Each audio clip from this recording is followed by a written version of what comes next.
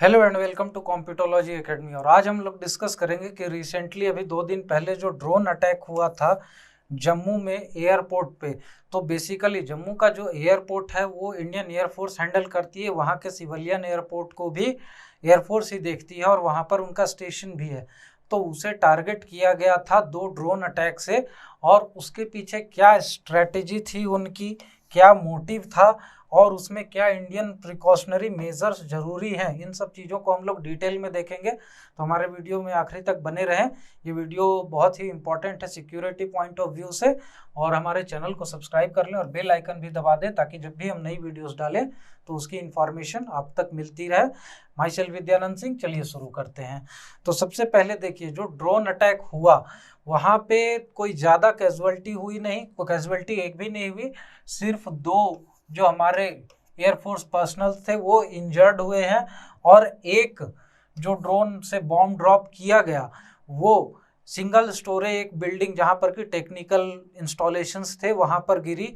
और उसके छत को यहाँ पर आप लोग देख रहे हैं कि डैमेज हुआ है। तो बेसिकली कोई वहां पर डैमेज नहीं हुआ। एक बम जो सिंगल स्टोरेज बिल्डिंग है उस पर गिरी और एक बम नो मैंस लैंड में गिरा, यानी कि ओपन एरिया में गिरा। तो इसके कारण यहाँ पर कोई ज़्यादा डैमेज नहीं हुआ, बट ये एक्सपोज करता है कि जो हमारे सिक्योरिटी सिस्टम है कितने वल्नरेबल हैं। क्योंकि यहाँ पर जो टेररिस्ट अटैक्स हैं उसकी थ्रेट हमेशा बढ़ी रहती है और इसके कारण यहाँ पर हमें सर्विलांस और सिक्योरिटी मेजर्स को हमेशा हाई स्टेक पे रखना जरूरी है। आज ये लोग एयरपोर्ट को और एयरबेस को टारगेट कर रहे हैं। उसके बाद इन्होंने फिर से एक अटैक टारगेट किया था आर्मी बेस पे, जिसमें कि बेटर सर्विलांस के चलते वहां पर आर्मी बेस पे ये लोग अटैक कर नहीं पाए। वहां पर भी 2 ड्रोन आइडेंटिफाई हुए थे जिन्हें कि मार गिराया गया। तो यहाँ पर अब तो सिक्योरिटी हाई स्टेक पर है, लेकिन यहाँ पर इन्हें हमेशा इसे हाई स्टेक पर ही रखना पड़ेगा। हमेशा सिक्योरिटी को मेजर्स को ऊपर रखना पड़ेगा। बार अब धीरे धीरे उठता जा रहा है क्योंकि यहाँ पर जो टेररिस्ट ग्रुप्स हैं अब टेरर के लिए ड्रोन्स को यूज करने लगे हैं। तो यहाँ पर देखिए कि ये जो टेररिस्ट ग्रुप्स हैं, ये जो ब्लैक डॉट से आप देख रहे हैं, ये इनके टेररिस्ट ट्रेनिंग कैंप्स हैं। देख रहे हैं कितने ज़्यादा टेररिस्ट ट्रेनिंग कैंप्स हैं यहाँ पर। पहले तो ये बॉर्डर है, इंडिया और पाकिस्तान का इंटरनेशनल बॉर्डर है। ये एलओसी है, लाइन ऑफ कंट्रोल। और यहाँ पर आप देख रहे हैं कि ये पीओके का एरिया है। तो पीओके में भी इनके बहुत सारे ट्रेनिंग कैंप्स हैं, प्लस जो पाकिस्तान की टेरिटरी है उसमें भी इनके बहुत सारे ट्रेनिंग कैंप्स हैं। और यहाँ पर आप देख रहे हैं जो ग्रीन डॉट से ये दिख रहे हैं ये सारे लॉन्च पैड हैं। और यहाँ पर ये लॉन्च पैड एग्जैक्टली जो है सो एलओसी पे ही है। उसके कारण इनके लिए ये ड्रोन्स का यूज करके आर्मी बेसिस पे या आर्मी इंस्टॉलेशंस पे या एयरफोर्स पे जो भी मतलब हमारे सिक्योरिटी इस्टेब्लिशमेंट्स हैं उन पे अटैक करना बहुत इजी है। क्योंकि ड्रोन की रेंज इतनी होती है, जैसे अभी जो जम्मू पे ही अटैक हुआ तो जम्मू का जो डिस्टेंस है एलओसी से सिर्फ 14 किलोमीटर्स का है। और यहाँ पर इजिली इन्होंने 2 ड्रोन यूज करके यहाँ पर लो इंटेंसिटी के बॉम्ब ड्रॉप्स कर दिए। और यहाँ पर इसी के कारण इंडिया को सर्विलांस बढ़ाने की ज़रूरत है। हालांकि बहुत सारे सिक्योरिटी कैमरास और रडार्स इंस्टॉल्ड हैं जो एलओसी है वहाँ पर, लेकिन ये लोग उसे ड्रोन से को वहाँ पर आइडेंटिफाई नहीं कर सकते हैं उस रडार सिस्टम से। क्योंकि ये रडार सिस्टम हाई एल्टीट्यूड पे और बिगर ऑब्जेक्ट्स पे जो सर्विलांस है उसको रखती है और उन्हीं को आइडेंटिफाई कर पाती है। तो यहाँ पर अब देखना ये है कि ये लोग अभी ये ड्रोन का यूज क्यों कर रहे हैं। तो वही सबसे पहली चीज है कि रडार इसको आइडेंटिफाई नहीं कर सकती है, तो उसके कारण ये लोग इजिली इंट्रूजन कर सकते हैं। और जो भी ये लोग ह्यूमन इन्फिल्ट्रेशन करते थे उसमें जो बॉर्डर सिक्योरिटी फोर्सेस हैं वो इजिली उनको बहुत आसानी से मैक्सिमम टाइम आइडेंटिफाई कर लेती थी, ट्रैक डाउन कर लेती थी, इंटरसेप्ट कर लेती थी और वहाँ पे उनका एनकाउंटर हो जाता था। बट ड्रोन्स का अगर इन्हें नुकसान होता भी है तो वो उतना बड़ा नुकसान नहीं है जितना कि इनके जो टेररिस्ट हैं वो पकड़े जाते थे या मारे जाते थे। तो इनको यहाँ पर दिक्कतें होती थी। उसके बाद ये ईज ऑफ यूज़, ये जो है सिंपल ट्रेनिंग के साथ ही वहाँ पर ये ड्रोन को यूज़ कर सकते हैं, और अगर ड्रोन मार गिराया गया तो अलग बात है, अदरवाइज उसे ये रीयूज़ भी कर सकते हैं। और अगर मार गिराया भी जाए तो इनको उसके पीछे ज़्यादा एक्सपेंडिचर नहीं इनकर करना पड़ेगा, तो ये ईज ऑफ यूज़ है यहाँ पे। उसके बाद less threat, threat in the sense life का और जो मनी का है थ्रेट वो बहुत कम है, क्योंकि अगर इनके टेररिस्ट मारे जाते हैं तो उनके पीछे ये लोग जो अपना इन्वेस्ट करते हैं साल, 1.5 साल, 2 साल की ट्रेनिंग का, प्लस उनको इक्विपमेंट्स देते हैं और बहुत सारी चीज़ें देते हैं, वो सब अगर मार गिराए जाते हैं तो पकड़े जाते हैं। प्लस इनका क्या होता है कि नाम बाहर आ जाता है।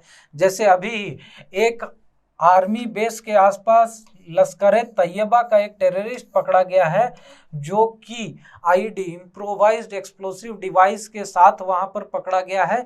6 kg आईईडी आरडीएक्स था और आईईडी थे उसके पास। तो यहाँ पर ये क्लियरली लश्कर-ए-तैयबा से इसका जो रिलेशन एस्टेब्लिश होता है, तो उससे पाकिस्तान को दिक्कत होती है। तो यहाँ पर इन सब चीज़ों की प्रॉब्लम इन्हें कम रहेगी, लेस थ्रेट रहेगा ड्रोन के यूज से। प्लस यहाँ पर डिनायल, अगर ड्रोन वहाँ पर गिर जाता है, पकड़ा जाता है, अटैक हो भी जाता है, तो ये क्लियरली डिनाई कर सकते हैं कि इसमें हमारी इन्वॉल्वमेंट नहीं है। तो इंटरनेशनल एरिना में इंडिया को ये चीज़ प्रूफ करने में बहुत मुश्किलें आएंगी, बहुत दिक्कतें आएंगी कि ये अटैक पाकिस्तान के तरफ से आया था या पाकिस्तान में एस्टैब्लिश्ड जो टेरर ग्रुप्स हैं उनके कारण हुआ था। तो इन सब चीज़ों से भी ये बच सकते हैं, इंटरनेशनल फोरम में ये अपनी इज्जत बचाए रख सकते हैं। और अभी जैसा कि हम लोग देख ही रहे हैं कि अभी फिर से जो फाइनेंशियल एक्शन टास्क फोर्स का रिव्यू हुआ पाकिस्तान का, उसमें इन्होंने पाकिस्तान को अभी भी ग्रे लिस्ट में कंटिन्यू कर दिया है, वहाँ से इन्हें हटाया नहीं है। तो ये जो ग्रे लिस्ट में ये कंटिन्यूएशन है, इसके कारण इनको बहुत ज़्यादा इकोनॉमिक लॉसेज हो रहे हैं। ये ना तो आईएमएफ से कोई लोन ले पा रहे हैं, ना वर्ल्ड बैंक से ले पा रहे हैं, ना तो बेटर इन्वेस्टमेंट आ रही है इनके कंट्री में। तो इन सब चीज़ों में अगर एफएटीएफ से निकलना है तो इनका ये जैसे क्लियर एस्टेब्लिशमेंट हो जाता है कि लश्कर-ए-तैयबा का टेररिस्ट पकड़ा गया है 6 kg आरडीएक्स के साथ, तो इन सब चीज़ों की थ्रेट इन पे कम हो जाएगी और ये कभी भी डिनायल मोड में जा सकते हैं कि ये जो ड्रोन है वो अटैक हुआ लेकिन वो हमारा नहीं था, हम उसमें इन्वॉल्व नहीं थे, कोई दूसरा ग्रुप होगा, जो भी हो गया, इंडियन बॉर्न कोई टेरर ग्रुप हो सकता है। इन सब चीज़ों को ये लोग कह सकते हैं, वहाँ पर क्लियर कट डिनाई कर सकते हैं। तो ये सारे जो फायदे हैं, जो बेनिफिट्स हैं, इसको देखते हुए अभी टेररिस्ट ग्रुप्स ड्रोन की तरफ मूव कर रहे हैं, उसका यूज़ कर रहे हैं। और अभी इतने सोफिस्टिकेटेड ड्रोन्स भी आ गए हैं कि ये ईजिली उसे हैंडल कर सकते हैं, रडार से बच के भी निकल सकते हैं। तो अब यहाँ पर ये अटैक अभी क्यों किया गया? जैसे अटैक ये पहले भी कर सकते थे, टाइम टू टाइम अटैक होता रहता है, लेकिन अभी अटैक करने के पीछे सबसे बड़ा मुद्दा है टू डिरेल द टॉक। अभी बैक चैनल डिप्लोमेसी में पाकिस्तान के साथ बात करने की बात हो रही है। पाकिस्तान के पीएम ने भी कहा था कि आप हमें एक रोड मैप दीजिए जिसमें कि आप ये बताएंगे कि जो आर्टिकल 370 का मुद्दा है तो उसमें से कुछ मुद्दों को आप रिवर्स कैसे करेंगे और वहाँ पर फुल स्टेटहुड वगैरह की जो बातें हैं कैसे होंगी। तो इन सब चीज़ों पर अभी पीएम मोदी का भी जम्मू एंड कश्मीर के लीडर्स के साथ बात हुआ, तो उस चीज़ों के कारण यहाँ पर अभी बैक चैनल डिप्लोमेसी में ये बातें चल रही थी कि पाकिस्तान के साथ पीस टॉक्स की शुरुआत हो सकती है। और पाकिस्तान भी इकोनॉमिकली इतना वीकेंड हो चुका है कि उसे भी इंटरनेशनल फोरम में अपनी जो साख है वो बचाने के लिए, एफएटीएफ से बाहर निकलने के लिए और इन सब चीज़ों के लिए उसे कुछ करना जरूरी है। तो इन सब चीज़ों को लेकर यहाँ पर बात चल रही थी। तो इस टॉक को डिरेल करने के लिए आप लोगों ने गौर किया होगा कि जब भी पाकिस्तान के साथ थोड़ा सा बातचीत की बात बढ़ती है या कोर्डियल रिलेशन थोड़ा बहुत बढ़ता है तो वहाँ पर टेरर एक्टिविटी बढ़ जाती है। टेरर एक्टिविटी बढ़ाने का बेसिक मुद्दा यही होता है कि वो बातें जो है पीस टॉक्स की जो बातें चल रही हैं उसे डिरेल कर दिया जाए, रप्रोचमेंट हो नहीं पाकिस्तान और इंडियन लीडर्स के बीच में, और इसके कारण यहाँ पर बात फिर से बिगड़ जाए और टेरर एक्टिविटी जारी रहे। तो ये अगर बात होती तो दिक्कत क्या होती टेरर ग्रुप्स को? तो सबसे पहले अगर कभी भी पीस टॉक होगा तो वहाँ पर सबसे पहला जो मुद्दा इंडिया उठाएगा वो टेरर एक्टिविटीज़ का उठाएगा और उसका पहला डिमांड होगा कि टेरर ग्रुप्स पे आप एक्शन लीजिए। और ये एक्शन अगर होता है तो टेरर ग्रुप्स को प्रॉब्लम होगी। तो ये लोग चाहते हैं कि ना बात हो, ना हमारा मुद्दा उठे, ना हमारे ऊपर एक्शन की बात हो, और ये टॉक्स फिर से डिरेल हो जाए। तो इसी के कारण यहाँ पर अभी ये जो टेरर ग्रुप्स हैं इन्होंने ये अटैक किया है कि हमारे ऊपर अगर कोई भी एक्शन की बात होती है, क्योंकि लॉन्ग स्टैंडिंग मुद्दा है, चाहे वो यूरी अटैक का हो, तो इन सब चीज़ों पे टाइम एंड अगेन इंडिया ने डिमांड रखा है कि आप टेरर ग्रुप्स पे एक्शन लीजिए। और अगर बातचीत बढ़ती है तो लॉन्ग स्टैंडिंग जो मुद्दे हैं टेरर ग्रुप्स पे एक्शन का, या उनके लॉन्च पैड्स को खत्म करने का, या उनके ट्रेनिंग कैंप्स पे एक्शन का, तो इन सब चीज़ों पे अगर बात हुई तो टेरर ग्रुप्स जो है अगर एक्शन हुआ तो देखिए पाकिस्तान तो डेफिनेटली सारे टेरर ग्रुप्स पे एक्शन लेने वाला है नहीं, ऑल टुगेदर टेरर ग्रुप्स कभी नहीं खत्म होंगे। तो ये चीज़ें पाकिस्तान के अंदर जारी रहेंगी, लेकिन इंडिया के साथ कोर्डियल रिलेशन, थोड़ा पीस टॉक्स को आगे बढ़ाने के लिए इन सब टेरर ग्रुप्स में से कुछ पे तो एक्शन जरूर लेगा पाकिस्तान, इंडिया को दिखाने के लिए कि वो इन सब चीज़ों पे संजीदा है, इन सब चीज़ों पे एक्शन ले सकता है, सीरियस है। तो इंडिया से टॉक बढ़ाने के लिए, ये बातें आगे बढ़ाने के लिए, उसे दिखाने के लिए इंडिया को कि हाँ आपकी बातें हम मान रहे हैं, अब आप हमारी कुछ बातें मान लीजिए, इन सब चीज़ों के लिए, प्लस FATF से बाहर निकलने के लिए भी ये कुछ ना कुछ एक्शन ले सकता है टेरर ग्रुप से। तो ये बातचीत ना आगे बढ़े, ना उन पे एक्शन हो, इन सब चीज़ों को लेकर टेरर ग्रुप्स ने ये अटैक अभी किया है।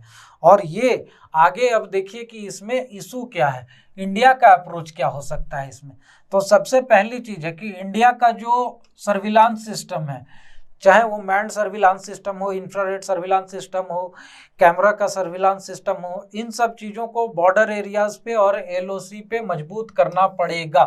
क्योंकि यहाँ पे हमने टाइम एंड अगेन देखा है कि पहले देखिए बॉम्ब ब्लास्ट के लिए जो ड्रोन्स का यूज़ हुआ है वो पहली बार हुआ है, लेकिन ऐसा नहीं है कि इसके पहले टेरर ग्रुप्स में ड्रोन्स का इस्तेमाल नहीं किया है। इसके पहले आर्म्स ड्रॉप के लिए टेरर ग्रुप्स ने इसका इस्तेमाल किया है ड्रोन का, इसके पहले ड्रग्स के डिलीवरी के लिए भी उन्होंने इस्तेमाल किया है, पैसों की डिलीवरी के लिए भी इसका इस्तेमाल किया है। इन सब चीज़ों को देखते हुए यहाँ पर better jammer system, better radar system, जैसे कि अभी जो रडार होती हैं वो तो इनको आइडेंटिफाई नहीं कर सकती हैं, लेकिन अगर बेटर रडार सिस्टम हम लोग यूज़ करते हैं, जो इंडियन सिक्योरिटी फोर्सेस हैं सर्विलांस के लिए यूज़ करती है, तो वो कितना भी स्मॉल ऑब्जेक्ट हो, इवन अ बर्ड, इसे भी आइडेंटिफाई कर सकती है अलोंग द LOC, उसका भी मूवमेंट ट्रैक कर सकती है। तो ऐसे बेटर रडार सिस्टम वहाँ पर लगाने की ज़रूरत है, इंफ्रारेड सिस्टम्स लगाने की ज़रूरत है। तो इन सब चीज़ों के इम्प्रूवमेंट के लिए इंडिया को इन्वेस्टमेंट करना पड़ेगा। तो बेटर सर्विलांस सिस्टम सुधर जाएगा तो अपने आप यहाँ पर इन सब चीज़ों की थ्रेट कम हो जाएगी। उसके बाद take support from Israel, Israel ने कहा है कि उनके पास बेटर टेक्नोलॉजीज हैं जो कि इन ड्रोन्स को ट्रैक भी कर सकते हैं, इन्हें ख़त्म भी कर सकते हैं। तो यहाँ पर इजराइल से जो ऑफर आ रहा है टेक सपोर्ट का, इसे इंडिया को हार्नेस करना चाहिए, यूज़ करना चाहिए अपने फ़ायदे के लिए, और इससे इंडिया की सिक्योरिटी सिस्टम और इन्हेंस होगी।